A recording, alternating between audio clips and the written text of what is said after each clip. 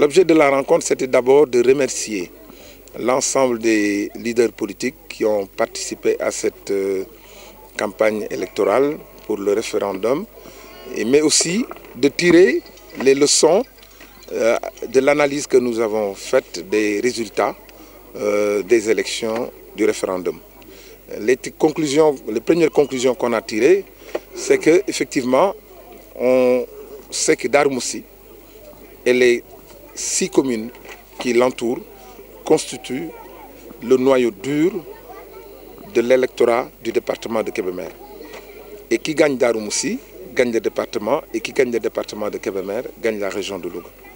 Donc nous avons fait un travail en profondeur qui a permis quand même d'être presque, j'allais dire, au coude à coude, ici même à Darou, déjà avec notre grand rival qui est le PDS et ses alliés. Et au niveau maintenant départemental, au niveau même déjà de Darou Moussi et des autres communes, nous les avons devancés largement.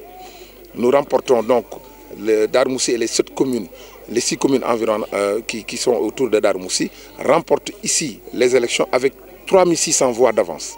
Ce qui a permis d'assurer la victoire au niveau départemental. Et aujourd'hui, comment est-ce que vous expliquez votre défaite au niveau de la commune?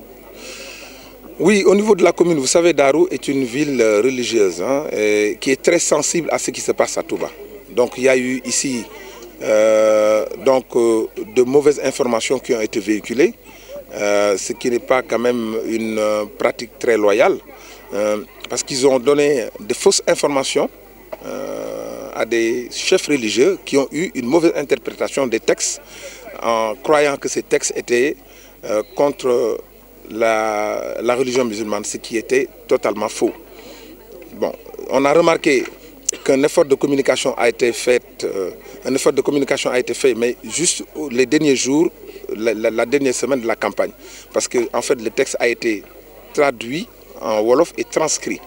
Et donc cet effort de communication, je pense aussi, c'est très important de le faire pour communiquer avec la population, parce que le véritable enjeu de ces élections, les gens ne l'ont pas compris, la plupart des gens, ce qui a fait que donc, ça a découragé beaucoup de personnes à ne pas aller voter.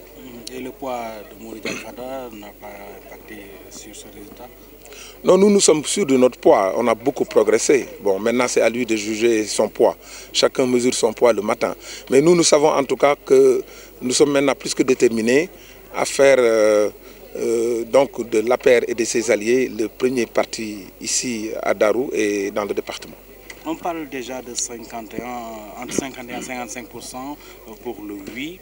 Est-ce que certains parlent déjà d'un signal fort lancé à l'endroit du régime? Vous êtes d'avis sur ces propos? Non, bon, je ne pense pas que ça soit un signal pour le régime. Le débat a été vraiment faussé tout au début, parce que vous avez eu des procès, de mauvais procès qu'on a voulu faire au président, en dénaturant le contenu du texte. Donc ce n'était pas un débat qui portait vraiment sur les points clés de la réforme, sur le renforcement de la démocratie, sur le renforcement des institutions des communautés, des communautés rurales et des collectivités locales plutôt, avec la création du Haut Conseil des collectivités locales. Donc tout cela n'a pas été mis en exergue. Le renforcement des droits et devoirs fondamentaux des citoyens, notamment le droit à l'environnement, avec tous les enjeux qu'on a vu sur l'environnement aujourd'hui avec la COP21. Donc le débat aurait pu être quand même plus serein et plus riche. Mais ça, elle a été dénaturée, elle a été politisée, ce qui a fait aujourd'hui effectivement que beaucoup de personnes se sont désistées avec un taux d'abstention très élevé et un taux de participation très faible. Et c'est ce qui traduit effectivement ces résultats. Le courant du oui a été sévèrement battu à Touba.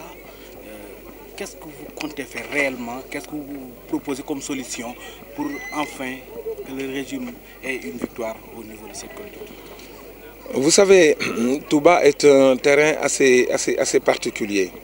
Il y a eu des événements qui n'ont pas facilité les choses pendant la campagne, mais aussi il manque un peu de communication par rapport aux chefs religieux, par rapport à la population, ce que le président est en train de faire. Je pense qu'un effort de communication est important pour que son action soit plus visible, et je pense que dans les jours à venir, ce sera des mesures que sûrement le président ne manquera pas de renforcer pour que enfin on puisse comprendre que le président de la République est très soucieux de ce qui se passe à Touba et écoute beaucoup les conseils du Khalife général Cheikh Sidi Al Mokhtar Mbacké.